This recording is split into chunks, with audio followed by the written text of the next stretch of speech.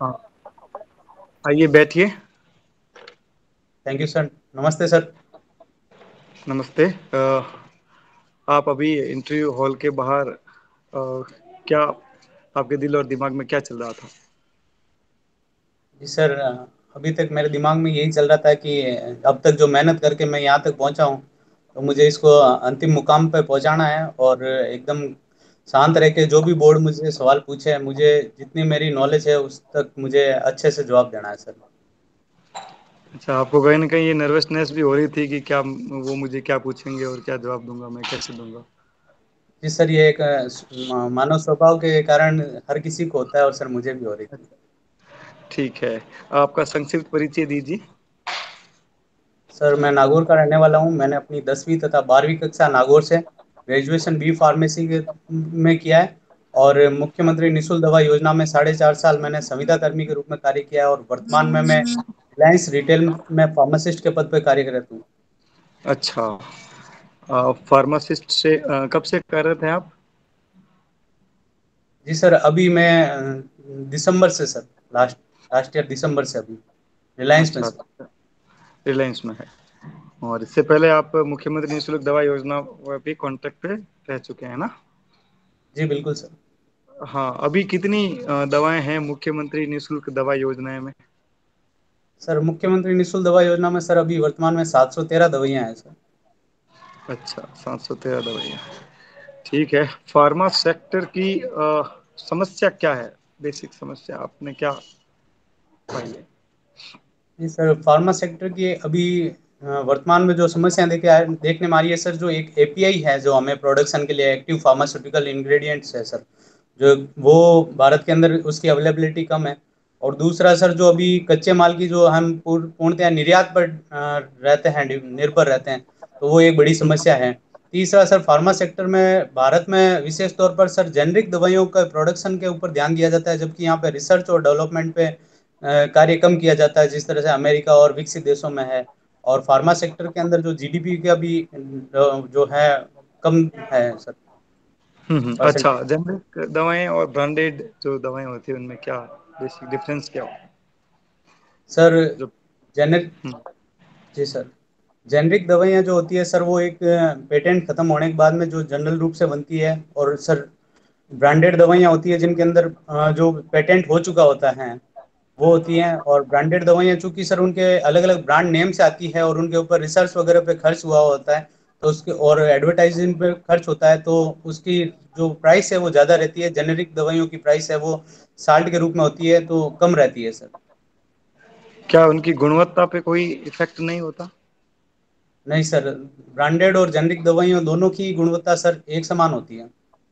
अच्छा, अभी corona period में ये देखा गया था कि कुछ फार्मासिस्ट जो थे उन्होंने LMWH एक इंजेक्शन आता है, वो रेमडेसिविर आता है, उनमें काफ़ी हेरा फेरी उन्होंने की है। इनमें फार्मासिस्ट की भूमिका काफ़ी देखी गई थी। क्या आप इससे सहमत हैं? जी सर, एक दो जगह ऐसा हुआ था। बाकी बाकी जो भी फार्मासिस्ट जिन्होंने भी कोरोना काल में अपनी सेवाएं दी है सर, पूर्णतः जो है एकदम अपने कर्तव्यनिष्ठ होकर अपनी जो भूमिका है वो निभाई है। और जो भी इस तरह के जो मामले सामने आए हैं सर, उनके ऊपर हम्म। सर मुझे लगता है कि कानूनन जो भी है, जो भी क्रियाविधि होती है कानून की, उसके तहत कार्रवाई होनी चाहिए, ताकि क्या सर। फार्मासिस्ट में आपने जो ये कोर्स कर रखा है इसमें कुछ एथिकल मेडिको से रिलेटेड भी कुछ बातें थी क्या? एथिकल वैल्यूज जी से सर रिलेटेड? बिल्कुल, इस इसके अंदर सर कोर्स के अंदर तो नहीं थी, लेकिन सर वैसे अगर नैतिकता के तौर पर देखा जाए तो सर फार्मा फील्ड में जो है दवाइयों का जो उत्पादन है, उनकी रेट जो है वो कम होनी चाहिए। और जिस तरह से सर अभी कोरोना काल में सर एक ट्रिप्स को लेकर चल रहा है कि इनका जो है एक जो बौद्धिक संपदा अधिकार है, जो आपने अभी व्यक्ति। नैतिकता का कहा, तो नैतिक और मानवीय मूल्यों में क्या अंतर होता है? जी सर, मानव मूल्य वो होते हैं जो एक समाज द्वारा सही और गलत को निर्धारित करते हैं, जब नैतिकता वह होती है जो मानव मूल्यों के प्रति आपके आंतरिक भावना से कर्तव्य करना, वो नैतिकता होती है। अच्छा, वेरी गुड। एक जनता क्लिनिक अभी राजस्थान में मुहिम चली है। क्या होते हैं जनता क्लिनिक, और कौन ये क्लिनिक खोलते हैं? इसके लिए कौन ऑथराइज्ड होता है? जी सर, ये राज्य सरकार द्वारा चलाई गई एक योजना है, जिसके अंदर सर जो दिल्ली के अंदर जो मोहल्ला क्लिनिक चल रहा है, उसी के आधार हम्म। पर चलाई जा रही है, जिसके अंदर जो सघन बस्तियां वगैरह होती हैं, जहाँ पे जनसंख्या ज़्यादा होती है, तो वहाँ पे सर एक जो सब सेंटर जैसे होता है, उसी के नीचे एक सर जनता क्लिनिक खोला जा रहा है सर। अच्छा, तो ये कौन ऑथराइज होता है, मतलब प्राइवेट वाले या मतलब गवर्नमेंट जो डॉक्टर्स एमओ होते हैं वो भी अपना ओपन कर सकते हैं? सर ये मैं पूर्णतया तो सर आज श्योर नहीं हूँ, लेकिन सर जहाँ तक है गवर्नमेंट ही इसी को सर चला रही है सर, प्राइवेट इसका शायद योगदान नहीं है सर, मैं पूर्णतः आश्वस्त नहीं हूँ सर।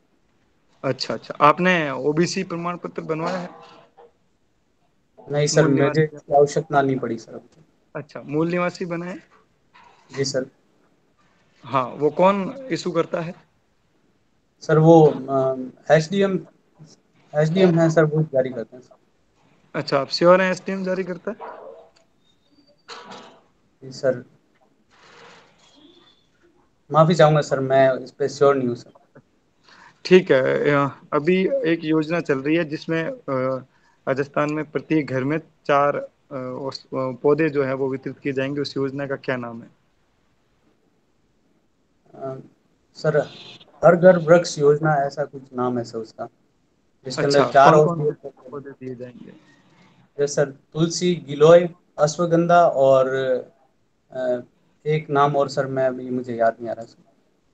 अच्छा, अश्वगंधा, आप नागौर से हैं और नागौर में अश्वगंधा की पैदावार होती है क्या? जी सर, ये मतलब मैंने पढ़ा है सर कि अश्वगंधा की पैदावार होती है सर। अच्छा, तो उसको क्या कहते हैं नागौर की लोकल डायलेक्ट में, उसको क्या कहते हैं? सर माफ़ी चाहूँगा सर, मुझे इसके लोकल लैंग्वेज का सर मुझे उसका थोड़ा सा आइडिया नहीं है सर। अच्छा, मेरा लास्ट क्वेश्चन है आपसे कि अभी पिछले जो 5 जून को पर्यावरण दिवस था, मनाया गया था, उसकी क्या थीम थी?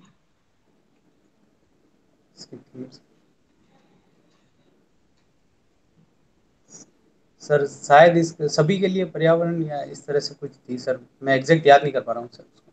अच्छा, आप किसी क्षेत्र में एसडीएम है और आपके हलके से एक रेलवे लाइन बिछी हुई है और वहां से ट्रेन निकलती है, और एक ट्रेन के पलटने की खबर आपको मिलती है, और वो एरिया जो है वो आपसे 50-60 किलोमीटर दूर है, और आप भी किसी आवश्यक कार्य में व्यस्त हैं और आपको ऐसी सूचना मिलती है, तो आपका क्या एक्शन रहेगा, एजेंडा क्या रहेगा?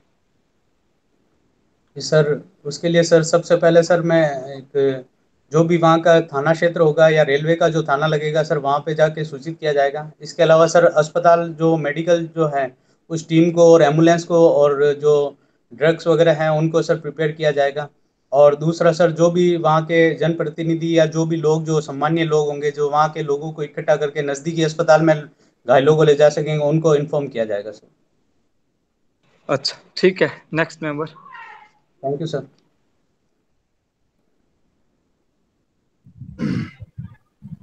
मेरी आवाज आ रही है अब तक? नमस्ते सर। हाँ, नमस्कार जी, मेरी आवाज आ रही है? जी बिल्कुल सर। ओके। अच्छा, आप बी फार्मा सेक्टर से हैं। आप एक विवाद देख रहे हैं आजकल के एलोपैथी और आयुर्वेदिक में एक विवाद चल रहा है, बहुत चर्चा में, आपकी जानकारी में आया होगा। जी सर बिल्कुल। तो निश्चित रूप से आप एलोपैथी की तरफ ही होंगे क्योंकि आप उससे जुड़े हुए हैं, लेकिन फिर भी मैं ये जानना चाहता हूँ कि आपके क्या स्टैंड होना चाहिए इसमें, आपका क्या है इसमें, राय क्या है? जी सर, दोनों ही सर, मुझे लगता है कि सर अभी वर्तमान समय में कोरोना काल में दोनों ही अपना अपना जो है भूमिका पूर्णतः निभा रहे हैं। और सर हमें इस विवाद में न पड़ के, बल्कि दोनों को ही अपना कर, अगर आप निरोग हैं तो सर आयुर्वेद आपको लंबे समय तक निरोगी रखता है और आपकी शरीर की जो इम्यूनिटी है उसको बढ़ाता है। और अगर किसी कारणवश से सर आप रोग ग्रसित हो गए हैं, तो अगर आप एलोपैथी का यूज करते हैं तो उसका जो ट्रीटमेंट है वो सर, वो उसका जो इलाज है वो कम समय में और मिल जाता है सर, जबकि आयुर्वेद में थोड़ा सा समय ज़्यादा लगता है सर। हमें इन्हें दोनों को ही अपनाना चाहिए और दोनों को ही सर ऐसा विवाद में नहीं रहना चाहिए। दोनों में से श्रेष्ठ कौन है आपके हिसाब से? दोनों में सर, दोनों ही अपनी अपनी जगह श्रेष्ठ है सर, क्योंकि सर हम्म, कई दोनों के प्लस और पॉजिटिव और नेगेटिव पॉइंट्स हैं सर। ठीक है। ये ब्लैक फंगस क्या होता है, आजकल बहुत चर्चा में ब्लैक फंगस? जी सर, ये एक तरह की फफूंद होती है सर, जो सामान्य वातावरण में भी रहती है, परंतु चूंकि अगर कोरोना के कारण लोगों की जो इम्यूनिटी है सर वो कम हो गई है, और उनका डायबिटिक जो शुगर लेवल है बहुत ज़्यादा चला गया है, तो उसके कारण उनके ऊपर ज़्यादा इफेक्ट कर रहा है, जिसके कारण आंख और नाक और कई बार जो दिमाग है वह भी प्रभावित हो रहा है सर। तो इनमें ये कुछ अंतर होता है कि yellow fungus, black fungus, white fungus, इनमें कुछ अंतर होता है क्या? जी सर, ये इनके अलग अलग फंगस के प्रकार हैं सर, जिनके जो इनके वेरिएंट्स के हिसाब से दिए गए हैं सर इनके नाम। अच्छा, वैक्सीन के बारे में आप अवेयर होंगे, उस फील्ड से जुड़े हुए हैं पूरी तरह से। तो जी जो सर। भारतीय वैक्सीन है उसको लेकर के बहुत विवाद चल रहे हैं, आप बता सकते हैं कौन कौन से विवाद इस समय चर्चा में है? जी सर, एक भारतीय वैक्सीन को लेकर सर, एक यूरोपियन यूनियन और जो यूएस की एफडीए है सर, उसने अभी तक अप्रूव नहीं किया है कोवैक्सीन, जो भारत की इंडिजिनस वैक्सीन है सर, क्योंकि सर अभी तक उसके जो तीसरे जो क्लिनिकल ट्रायल्स है उसके अभी डेटा अभी तक आए नहीं हैं। और तो और सर, इसका आज के ही न्यूज़पेपर में था कि ये इसके जो निर्माता कंपनी है उन्होंने कहा है कि हम अभी इसको इस रेट के अंदर जो है वो गवर्नमेंट जो देना चाह रही है उसके अंदर देना अभी पॉसिबल नहीं हो पाएगा सर। और भी एक विवाद चल रहा है, भ्रांति चल रही है, आपको अगर जानकारी में आ रहा है कि इसमें कुछ मिलाया गया है, कुछ ऐसा करके भी विवाद चल रहा है क्या? सर मेरा ऐसा, माफी चाहूंगा सर, मेरा ऐसा सुनने में नहीं आया सर, माफ। ठीक है। तो क्या क्या कारण रहे हैं कि ये WHO ने इसको मान्यता नहीं दी, अभी तक लिस्टेड नहीं किया इस वैक्सीन को? जी सर, कुछ दस्तावेज से संबंधित कारण थे सर, और इसके अंदर जो हमारे तीसरे ट्रायल्स के जो डाटा है सर वो अभी तक पूर्ण रूप से आया नहीं है, जो कि जुलाई में आने का बोला गया है सर। अच्छा, एक क्वेश्चन बताइए आपकी, जैसे सरकार की ये पॉलिसी की बड़ी ढुलमुल सी मुझे दिखाई दे रही है। एक तरफ तो कहते हैं कि भाई 84 दिन का गैप होना चाहिए कोविशील्ड में, अभी हाल ही में वो कह रहे हैं कि अगर आप विदेश यात्रा पे जा रहे हो तो आप 28 दिन में भी लगवा सकते हो। तो नहीं लगता कि कहीं ना कहीं ये सरकार स्पष्ट नहीं है कि कब लगवाना चाहिए? हम पूरी तरह यूरोपियन रिसर्च पर ही तो निर्भर नहीं हो गए? जी सर, ये कई देशों के इस प्रकार से जो है रिसर्च में इस तरह के रिजल्ट्स आए हैं, जिसके अंदर सर कोविशील्ड जो है वैक्सीन, उसके लिए सर 84 डेज का एक गैप रखा गया है, जिसके कारण इम्यूनिटी जो है वो ज़्यादा बन रही है, क्योंकि अभी इसमें सर। वैक्सीन की कमी, मैं आपको इंटरप्ट करूंगा, वैक्सीन की कमी कोई कारण नहीं है कि वैक्सीन की उपलब्धता नहीं है देश में? नहीं सर, ऐसा कोई रीज़न नहीं है कि सर वैक्सीन की कमी के कारण सर जो है 84 दिन का गैप को बताया जा रहा है सर, ये एक रिसर्च और स्टडी के आधार पर ही किया जा रहा है। और सर फिर 28 में क्यों लगा रहे हैं? अभी 28 में अनुमति दे रहे हैं कि भाई जो बाहर जा रहा है विदेश वो लगा ले।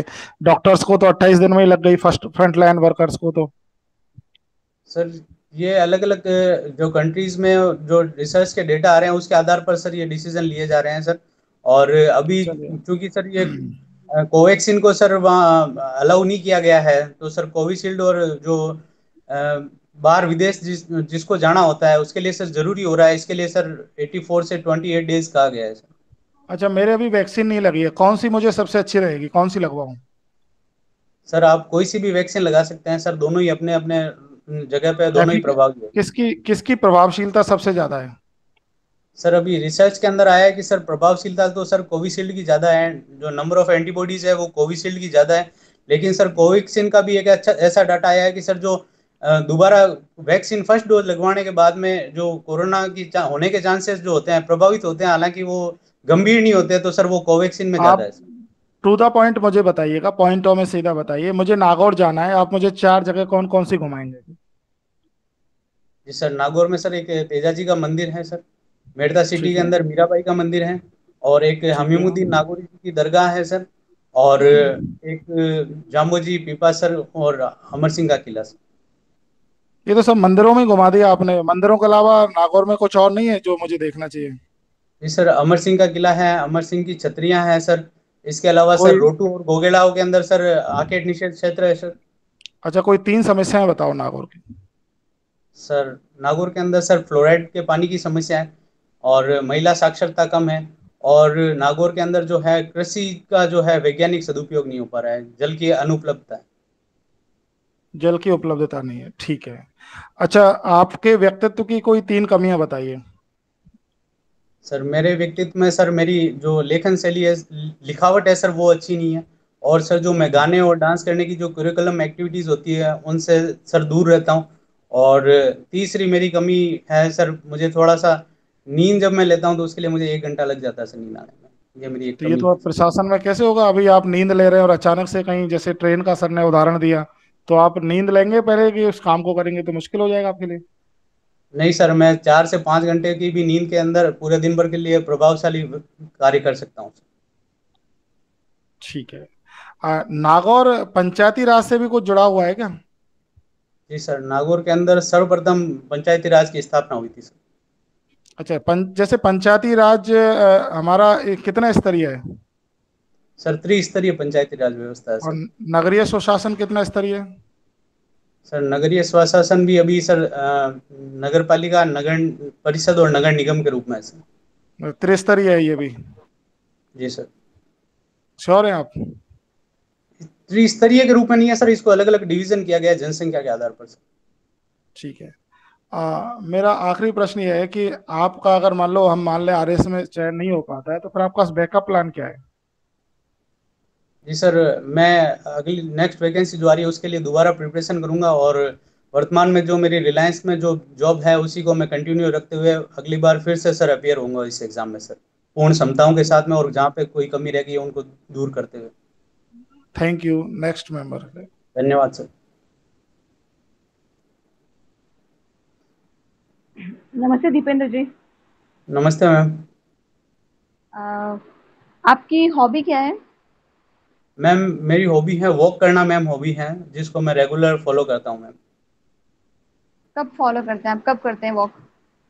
मैम पिछले 4.5 5 साल से सर मैं मॉर्निंग वॉक करता हूँ, लेकिन अगर मुझे समय नहीं मिलता है तो सर जब भी मैम मेरे को शाम को इवनिंग में समय मिलता है तो मैं इसको जरूर करता हूँ।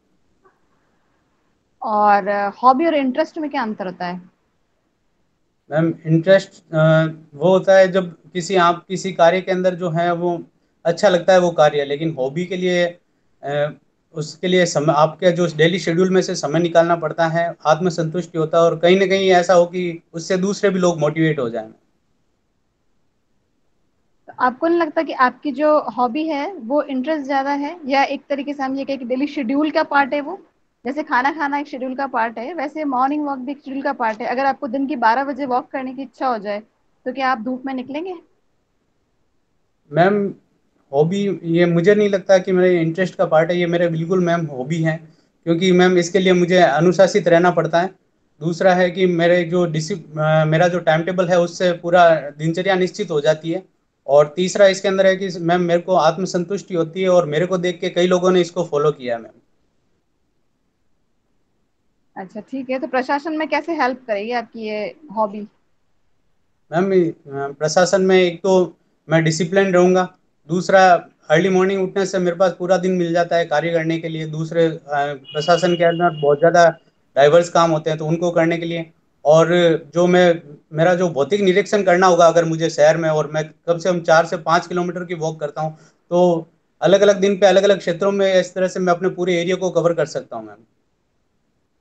लॉकडाउन के टाइम में आपने कैसे मैनेज किया अपनी हॉबी को? मैम लॉकडाउन के टाइम में मैंने अपनी छत पे वॉक करके और मेरी गैलरी के अंदर वॉक करके मैनेज किया मैम। ट्रेडमिल नहीं यूज करते हैं आप? नहीं मैम। आपको क्या लगता है कि ट्रेडमिल जो है वो, इस तरह के जो इक्विपमेंट्स हैं वो ठीक है, या नॉर्मल जो हम वॉक करते हैं वो ज्यादा ठीक है? मैम वैसे तो देखा जाए नॉर्मल वॉक करते हैं वो अच्छा रहता है, क्योंकि हमें शुद्ध ऑक्सीजन वगैरह मिलती है, और लोगों से भी मिलना जुलना हो जाता है, आप अपने चारों तरफ की प्रकृति है उसको भी आप अनुभव कर लेते हैं। जबकि अगर आपको ये चीज़ें अवेलेबल नहीं हो पाती है, तो अगर आपके पास ट्रेडमिल अवेलेबल है तो लोग उसका यूज़ कर लेते हैं। आपको लगता है कि मतलब ये गलत है, ट्रेडमिल यूज करना गलत है? जो लोग इसे यूज करते हैं उन्हें इसे यूज करना बंद कर देना चाहिए? नहीं मैम, वो अपनी सुविधा के अनुसार यूज़ करते हैं, बल्कि लेकिन अगर आप बाहर वॉक करने जाते हैं तो वो ज़्यादा बेटर है मैम। चलिए ठीक है। अब मुझे ये बताइए कि आपने वैक्सीन की बात की है, वैक्सीन डिप्लोमेसी और वैक्सीन मैत्री में क्या अंतर है? मैम वैक्सीन डिप्लोमेसी एक अंतर्राष्ट्रीय स्तर पर एक सॉफ्ट पावर के रूप में यूज़ की जा रही है अभी वर्तमान समय में, जिसके कारण जो वैक्सीन की सप्लाई है वो अन्य देशों में करके उनको प्रभावित किया जा रहा है। जबकि वैक्सीन मैत्री जो है उसके तहत भारत जो है एक बिग ब्रदर की भूमिका में अपने पड़ोसी देशों को वैक्सीन की उपलब्धता सुनिश्चित कर रहा है। तो आपको नहीं लगता है कि ये जो इंडिया का डिसीजन है वैक्सीन डिप्लोमेसी वाला, ये नेगेटिव पड़ गया है? क्योंकि इंडिया में वैक्सीन की कमी हो गई, लोगों को टाइमली वैक्सीन नहीं मिल रहा है और हम बाहरी देशों को पहुंचाने में लगे हुए हैं वैक्सीन? जी मैम, ये जिस समय ये निर्णय लिया गया था उसके तहत मैम दो चीज़ें भारत सरकार ने ध्यान में रखी थी। एक कोवैक्स जो है उसके ऊपर गावी के थ्रू जो है वो साइन किए गए थे। और दूसरा है कि उस समय जो फार्मा कंपनियां थी उन्होंने अपनी उत्पादन क्षमता को बढ़ा के बताया था, तो उसके आधार पर भारतीय सरकार ने इस तरह का जो कदम उठाया था मैम। तो मतलब ये कदम जो है भारतीय का भारत का, आपका कहने का मतलब है कि फेल रहा, नेगेटिव नहीं था? मैम, फेल नहीं कह सकते। नहीं मैम, इसको फेल नहीं कहा जा सकता, क्योंकि भारत सरकार के बाद में इसके बाद में बहुत और भी कई कदम उठाए हैं, जिसके अंदर सर मैडम जो दूसरे देशों से वैक्सीन है इमरजेंसी जो उनको परमिशन देना है, जैसे अभी फाइजर और मॉडर्ना को दी गई है, स्पुतनिक वी को परमिशन दी गई है, तो इस तरह से दूसरे कदम भी उठाए गए हैं मैडम। एक नॉर्मल वैक्सीन को बनाने में कितना टाइम लगता है, क्या ड्यूरेशन रहता है, कितने साल का समय लगता है, कितने महीनों का लगता है? जी मैम, एक नॉर्मल वैक्सीन को बनाने में मैम 5 से 10 साल का समय लग जाता है मैम, पूरा कम्प्लीटली। तो क्या रीजन रहा कि ये हमारी जो वैक्सीन आई है ये इतनी फास्ट आ गई है? जी मैम, इसके अंदर मैम बहुत सारी जो आर्टिफिशियल इंटेलिजेंस है उनका भी यूज़ किया गया था, नई टेक्नोलॉजी का यूज़ किया गया था। और तीसरा इसके अंदर सब जो था कि इसके अंदर जो इमरजेंसी मेडिकल यूज़ के लिए इसको जो परमिशन दे दी गई थी मैम, जो पोस्ट जो क्लिनिकल ट्रायल्स होता है, चौथा चरण जो होता है, उसको मैम स्किप किया गया था। इसका मतलब ये सेफ नहीं है, क्योंकि इसमें तो ट्रायल्स का को स्किप कर दिया गया। नहीं मैम, ये तीनों स्टेज के आधार पर इसको सेफ डिक्लेयर किया गया है, परंतु जो इसके वैक्सीन के जो चौथा जो पोस्ट क्लिनिकल ट्रायल्स होता है उसके नतीजे आने बाकी थे। ठीक है, मेरा लास्ट क्वेश्चन है आपसे कि N95 मास्क का मतलब क्या होता है? मैम N95 मास्क है मैम, ये जो अ, शायद इस एग्जैक्ट मेरे को अभी याद नहीं आ रहा मैम, ये 90% 95% तक जो बैक्टीरियल जो है इन्फेक्शन को रोकता है मैम, संक्रमण होने से रोकता है और एन एन सर्जिकल का मास्क की मतलब क्या तुलना में। होता है? एंड मैम माफी चाहूंगा मैम, मुझे अभी एग्जैक्टली याद नहीं आ रहा। चलिए ठीक है, thank you very much. Thank ठीक यू है मैम। दीपेंद्र जी, फीडबैक शुरू करते हैं। हाँ जी। महावीर जी, फीडबैक मुझसे स्टार्ट करना है। एक लास्ट क्वेश्चन